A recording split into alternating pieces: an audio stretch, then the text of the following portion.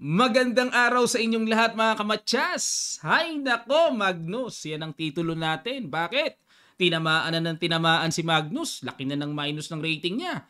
Kailangan na niyang manalo ng manalo para kahit papaano mabawas-bawasan ang pingas ng kanyang rating. Ang kaharap niya ngayon ay si veteran Grandmaster Gregory Kaidanov ng USA. Formerly, Super Grandmaster yan noong araw. Kasabayan niya nila Yasser Seirawan, yung commentator ng St. Louis. Yan ang mga magkakatrope. Ayan, pero wag ka ha. Itong 64-year-old Grandmaster, pinisak si Jordan Van Forest dito sa Qatar. Ang isa sa mga trainer ni Magnus. O di may asim pa di ba? Tingnan natin ngayon. Sa end part ng video, papakita ko po sa inyo ang standing after round number 8. Ang ginawa ni Magnus nag D4, D5 si Kaidanov, Bishop F4, nilabas na ang London system. C5 para merong kagad pang destroy sa sentro at nag E3. Sa mga beginners po nating tagapanood, bakit hindi kinakapture ang libreng po na yan? Gambit kasi yan, mababawi din yan. E6. Kumbaga, matutulungan lang ang black na makadevelop ang bishop later on plus makukuha pa ng black ang sentro dahil nawala na ang D4 na nagkokontrol sa E5. Okay? Kaya, hindi pinapansin ang gambit C5 na yan. Ha? E3, Knight C6, C3, yan talaga ang tibay ng London. At nag-Knight F6, Knight D2, E6, Knight Gf3, kumapture na sa D4, capture, Knight H5. Gusto ko agad istorbohin dito ni Kaidanov ang pagkakaporma ng London Bishop. Bishop E3, atras muna. Kasi kung dito, pwede naman dyan sa G3, yun nga lang, yun nga purpose ng black dyan Mawala ang bishop kaya kailangan ilag muna. Bishop D6, inagaw ang diagonal na yan. Bishop D3 develop, nag-Knight F4. Aba, talagang si Lolo Gregory Talagang atakador Kinapture na. Nairita na si Magnus. Nag-castle, castle, at nag-rook E1, Bishop D7. Bishop pair kay Kaidanov, pero yung bishop sa D7 barado Kaya hindi pa magamit ang bishop pair. Knight B3, ito po ang bagong tiradang pinakawalan ni Magnus dito. Ang palagi ang ginagawa dito ay Knight E5. Pangalawa, Queen C2. Threat ang pawn sa H7. Yan ang palagian. Pero dito, nag-Knight B3 bago. B6 para walang lundag dyan sa C5. At nag-Queen E2, G6 para maputol ang pressure at yung bishop may uuwian pupunta sa G7 para maipormang normal fianchetto ang bishop. Nag-A4 si Magnus para mag-A5 babasag sa B6. F6. F6. Bakit kaya? Para mag-E5 mamaya. Bishop B5. Ayan na, nagkaroon ng threat tuloy. Kakapturin ang knight tapos pababagsakin ang pawn sa E6. Nag-Queen C7. Pag kinapture ang knight, ito pang capture yung queen. Okay. Nag-A5, basag muna. Pampawikin ng queen side. Rook A E8. Agap-agap naman si Kaidanov. Tutulak na ng E5. Nag-G3, paalis muna sa bishop. Atras. Kumapture na. Capture. At nag-C4. Inunahan na kagad ni Magnus ng putok, mga kamatyas. Bago pa makaputok ng E5 ang black. Inunahan na. C4. Dito medyo parang pangit ang E5 kasi mabibiti ng pawn sa D5 Kinapture, queen takes, hindi pa rin makatulak ng E5 kasi nakapin. Queen D6, Rook A6, inatake ang weak pawn. Rook B8, depensa muna. At dito mga kamatyas, lumabas na ang gigil ni Magnus. Pakihanap nyo po, pakiguess nyo ang excellent move na ginawa ni Magnus dito. Sa ilang sandali lang, tutuloy kagad natin. Start.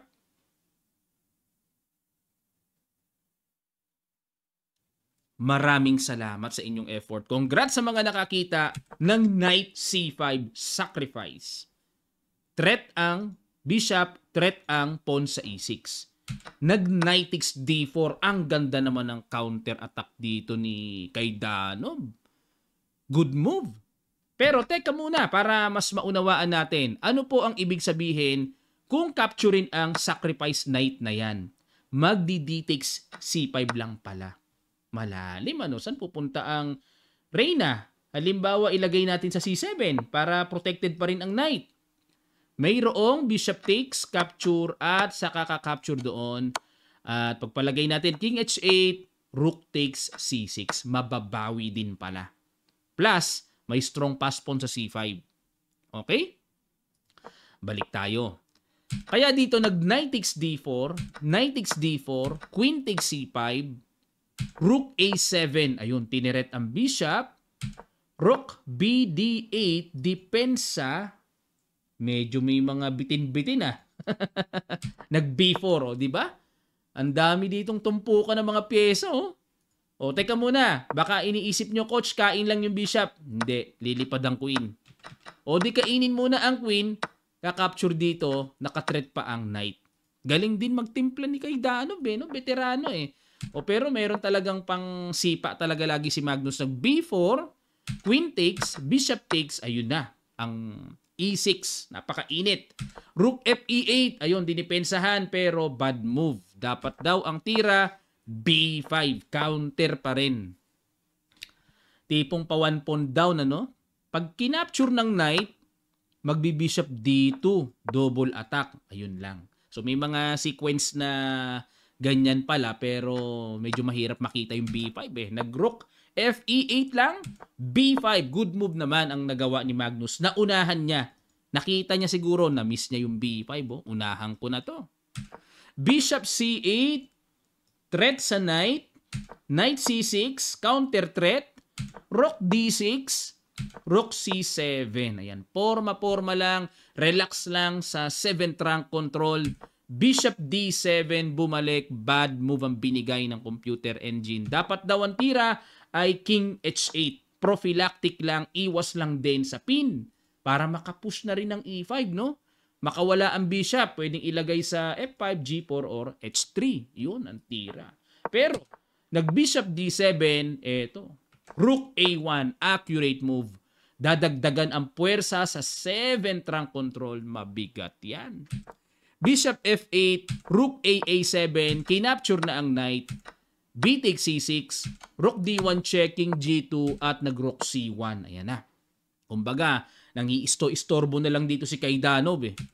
Rook a4, depensa muna. Pero, kitang-kita na bumaba ang evaluation bar. Teka muna. Bishop a6 ang gusto dito ni Stockfish. Ayun. Tapos, continuation f5 at rook takes h7, capturing na. Paano kung kunin ang pawn sa c6? Magbi-bishop b5. Anytime pala, may tuhog nga pala, no? O, dominated na dominated yung 7th rank eh. Wala na eh. Okay, balik tayo. Rook a4, b5, sacrifice, capture, rook c5, bishop c4 bumalik, bad move. Dapat daw dito, rook b7 ang tamang tira, pang depensa. Para may timing mamaya ng mga push-push pero timing lang. O, balik tayo. Nag-bishop c4, bishop d6, bad move din ang binitawan. Dito ang accurate move ay f5 naman. Bakit? Para dito po forma bishop? Sige. Bishop d6, rook b7. Ayun, good move. Kasi pag kinapture yan, naunawaan ni Magnus anytime merong tuhog naman eh. King h8, umilag. Dahil na pressure na sa pin, bad move pa rin. Sunod-sunod ang bad movean dito ah. Dapat daw ang tira g5. Grabe. Ang hirap ng unawain ng g5. Ano meron? Pamigil sa f4 o kaya h4.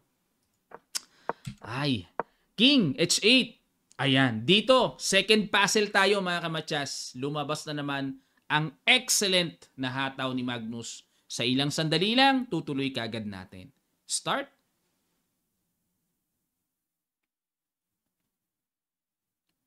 Maraming salamat. Congrats sa mga nakakita.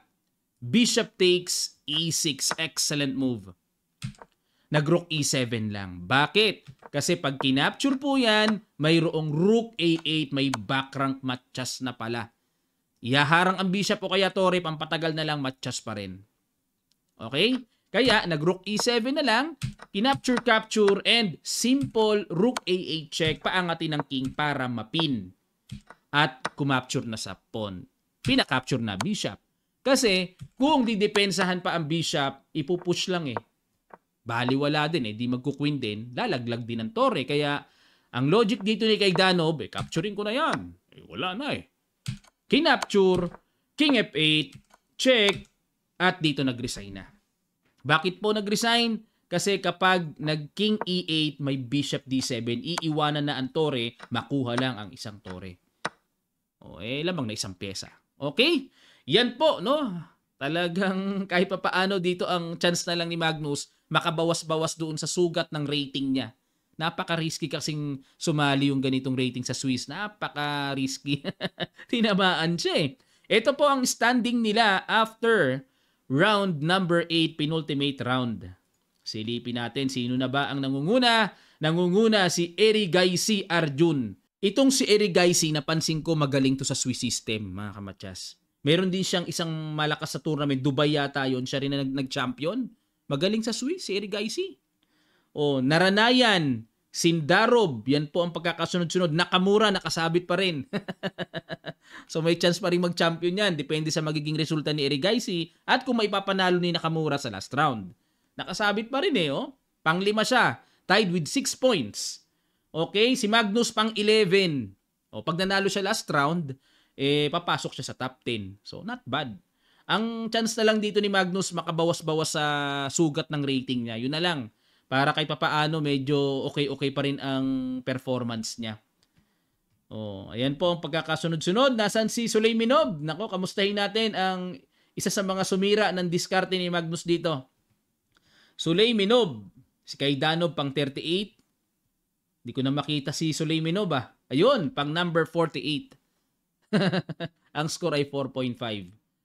Matapos manalo kay Magnus, 2 sunod na talo, 2 sunod na tabla, nanalo, tabla uli.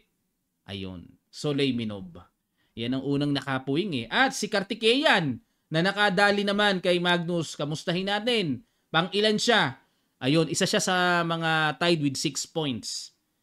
No? Matapos manalo kay Magnus, tabla siya sa round number 8.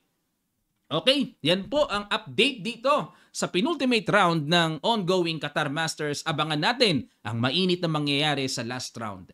Maraming salamat po mga kamatyas sa inyong matyagang panonood. Sana po natuto at na-update kayo. Sa mga gustong mag-avail ng ating Kamatyas merchandise, mag-message lang kayo sa ating Facebook page Kamatyas. Mag-follow na po kayo doon dahil doon namin pinopost ang mga importanteng details, especially sa mga events ng Kamatyas. Baka makasali kayo ng tournament or may ire-repair kayong player, sayang din yung event na yon. So mag-follow na po kayo.